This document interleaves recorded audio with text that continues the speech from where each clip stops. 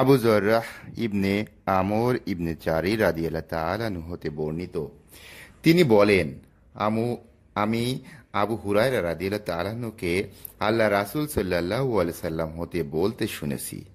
তিনি বলেন, যে ব্যক্তি আল্লাহর রাস্তায় বের হয়, যদি সে শুধু আল্লাহর উপর ঈমান এবং রাসূলগণের প্রতি ঈমানের কারণে বের হয়ে থাকে, তবে আল্লাহ তাআলা ঘোষণা দেন যে আমি তাকে তার পূর্ণ বা গনিমাত সহ ঘরে ফিরিয়ে আনব, কিংবা তাকে জান্নাতে প্রবেশ করাবো। আর আমার উম্মতের উপর কষ্টদায়ক হবে বলে যদি মনে না করতাম, তবে কোনো সেনাদলের সঙ্গে না গিয়ে বসে থাকতাম না।